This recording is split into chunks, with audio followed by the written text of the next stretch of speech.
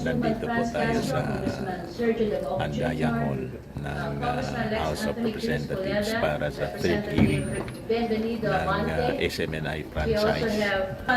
Nag-start pa lang po. Congressman Margarita Nograles, Honorable Congressman Richard Gomez. We also have Congressman Ayan po mga kababayan. Ramon Rodrigo Gutierrez.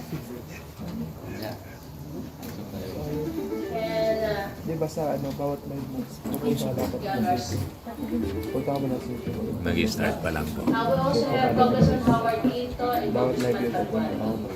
Chaired by Congressman Gas Tambunting. Yan si Congressman Johnny Pimentel. Si Dan Fernandez. Nandito na din.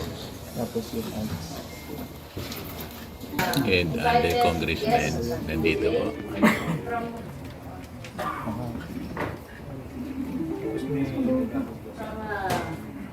Ito naman yung side ng SMNI. NDC, we have Si dating Congressman Suplico. From the Laglag.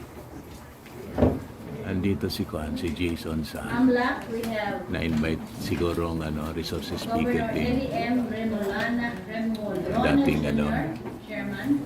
Broadcaster. From the DR, we are Yan po. Congressman From the Paduano. SMNI, we have the President, Mr. Marlon Rosete, Ms. Hannah Jane Sancho, a member of the board, Ms. Cristina San Pedro, member of the Ito board, yung mga kasama the natin sa Divina media. Ayan, and the Mga Executive kasama Council natin sa Brother media po, Marlon Acobo. covering this event.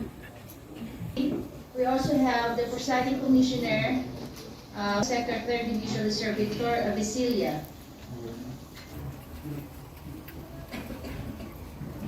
Also, we have also here today the lawyers of SMNI, Attorney Mark Tolentino and Attorney Rolex Suplico. Yan si Atty. Rolex Suplico po. At saka si Tolentino. Our Secretary General, Honorable Reginald Grassi. Yes, sir. As resource persons. Thank you. Dearest colleagues, invited guests, resource persons, and to the Filipino people watching our proceedings today. Magandang umaga po sa inyo lahat. I welcome you to the third hearing called by the Committee on Legislative Franchise to continue our discussions on the various issues surrounding the franchise of Suara Sub Media Corporation, more commonly known as SMNI.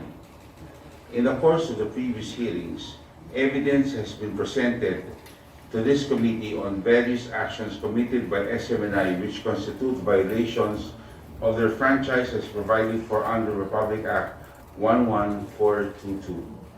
Given the submissions made by the various resource persons, the answers given during the previous hearings, and the research conducted by this committee and its members, we have received proof that SMNI has violated Section 4, Section 10, and Section 11 of its franchise. We have to make it clear that this investigation goes beyond SMNI. This investigation goes into ensuring that the granted franchises by government do not contribute to the spread of disinformation and fake news. It is a basic principle in journalism that in a news article or a news report that a reporter must cite their source, a quote must be attributed to the person who said it. Disinformation and fake news can spread easily when sources are not identified and if people are allowed to make claims and allegations left and right without citing their source. We in Congress must play a role in ensuring this information has no room in our democratic space. Mga kababayan, gagawin ng committee ito ang kanyang tungkulin at obligasyon sa ilalim ng batas.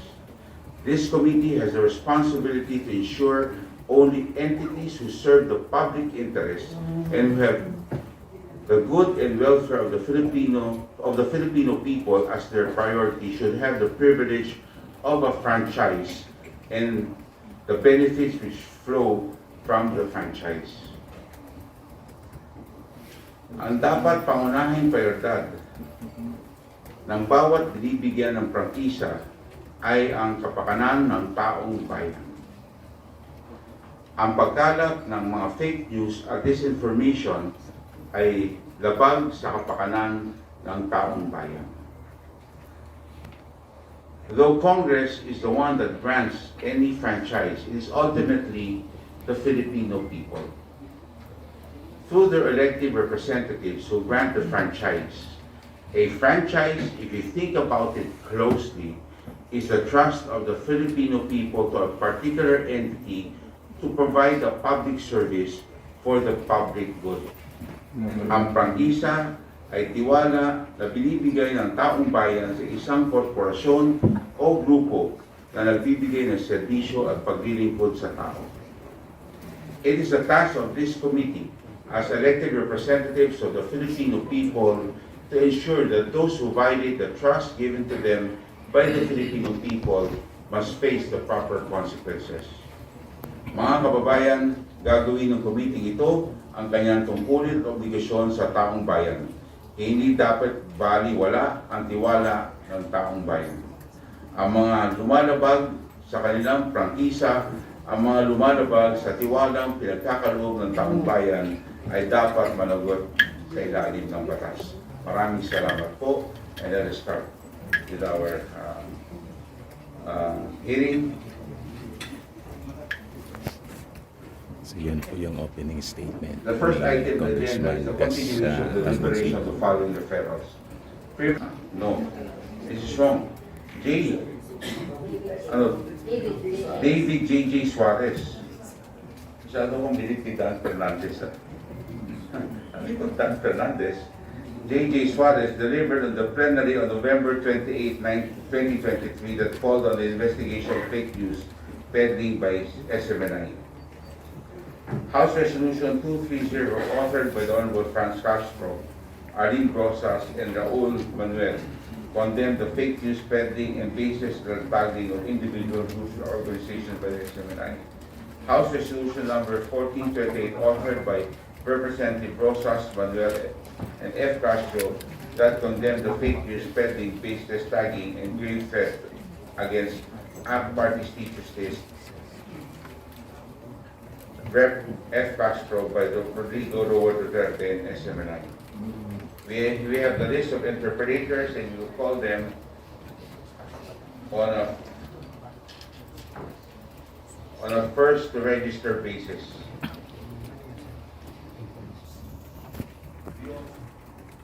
We also have the House resolution, a resolution urging the National Telecommunication Commission to suspend the operations of Swara Sub Media Corporation, operate franchise under the Republic Act number 1422, sponsored by the Honorable Margarita Attorney Mix B. Nograles.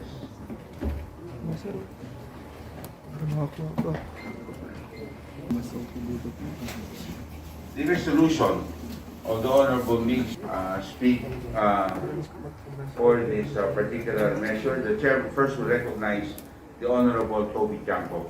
Silence is requested. Yes, Mr. Chair. May I be allowed to show a screenshot on our screen? Please. Please keep the lights needed on the portion of the... Pwede pong lakihan. CGTN, Mr. Chair, dear colleagues, is the China Global Television Network, which is one of the three branches of the state-run China Media Group. So, ibig sabihin, yung CGTN, yan po ay pag-aari ng gobyerno ng China. And China's state Yun yung TV, na-discuss natin. CGTN, are poised to establish partnership, the dissemination of information. The collaboration aims to enhance the exchange of news and promote a deeper understanding of current affairs between the two media organizations. By working together SMI News and CGTN will deliver comprehensive and reliable news coverage to their respective audiences. The initiative underscores the significance of international cooperation in sharing diverse perspectives and fostering a more informed global community. The meeting between the executives of the two networks took place in Beijing, China. Mr. Chair, the reason why I'm bringing this out, because this is very dangerous, no? Kung ang isang franchise holder ay may cooperation o collab with the Chinese government, state-owned o pag-aari ng gobyerno ng China na media network, eh alam naman natin ang nilalabas ng China ngayon, lalo na sa West Philippine Sea, ay puro kasinungalingan. So ano magiging epekto nito, ang tanong, doon sa binigyan ng prangkisa ng Kongreso? At ang isa pang mahalaga dito, Mr. Chair, please allow me to show naman a video clip from the last hearing.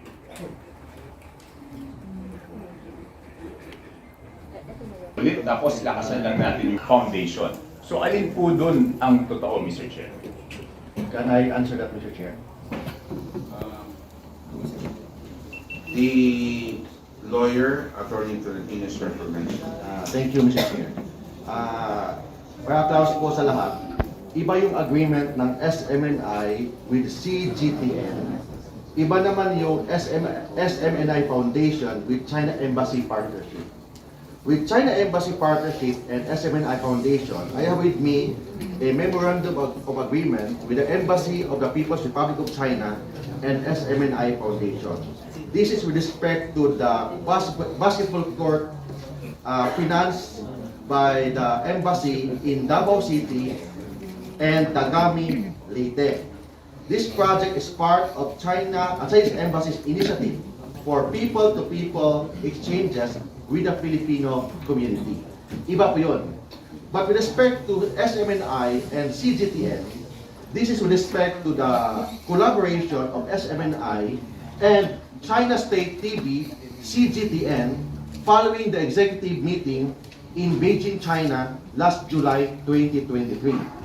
The partnership of SMNI and CGTN will allow both parties to share only news videos that can be aired in its platform.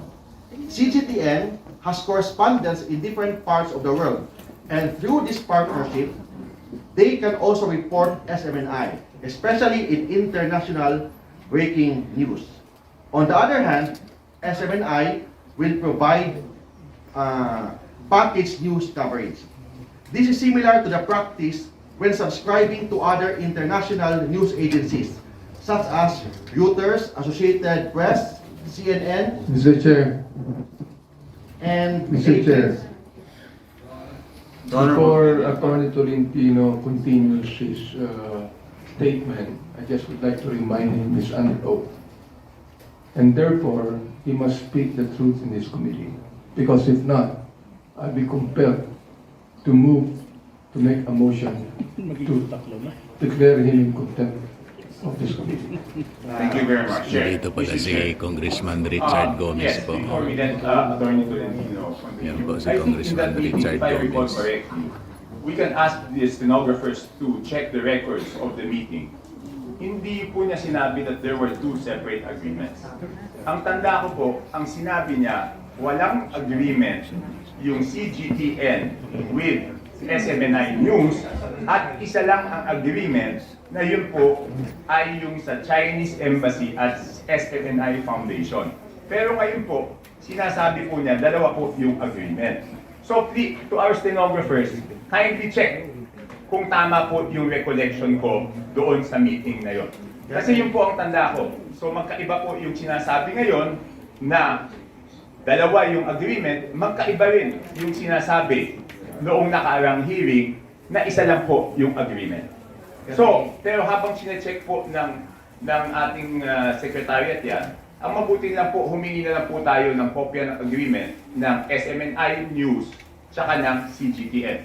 But still, before the end of the meeting, I would like to read the transcribed version so that we will know if he really said that there were two O ang sabi niya doon sa meeting na yon ay isa lang po yung agreement? Mr. That's Chair, all, Mr. Chair. Mr. Chair, to expedite the situation, no? Mr. Chair. There was a request by the Honorable Chanco for copies of what you are reading, those two. May I ask the page to please get a copy of what Attorney Trentino I have is read- reading? Maybe have a copy while you're reading it. Mr. Chairman. Yes, Mr. Chairman. Thank you very much. Mr. Chairman, in the spirit of Okay, the Honorable Dante in the spirit of fairness, may we allow the resource speaker to recollect his statement in the last hearing, thereby asking him to find out for himself kung he mentioned those statements that was mentioned by Congressman Toby. In that case, we will be proceeding with our hearing para makatipid po tayo sa oras. Thank you, Mr. Chairman. Kasi I also believe that you mentioned that statement, Mrs. Chairman. Can I make a... Well, may I mention that there's a foundation and there is Can I finish my statement, Mr. Chairman? Okay, please. The agreement is only between SMNI Foundation and Chinese Embassy Partnership with respect to the basketball court in Davao City and Dagami, Leyte. With respect to the SMNI and CGTN, there is no written agreement yet. It's still in the process of negotiation.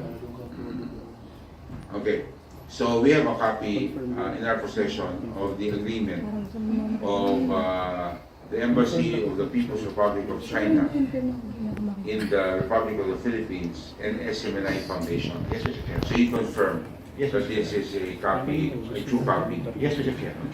And you're saying now that the second agreement does not have anything in writing. Yes, Mr. Chair. It's still on the process of negotiation. Okay, so the Honorable Chanco, you still have the floor. Yes, that's okay. I will just coordinate the committee secretary with regards to the transcript. And you can proceed, Mr. Chair. Okay, thank you very much. Yes, Again, Attorney Trentino. Mr. Chair, with respect to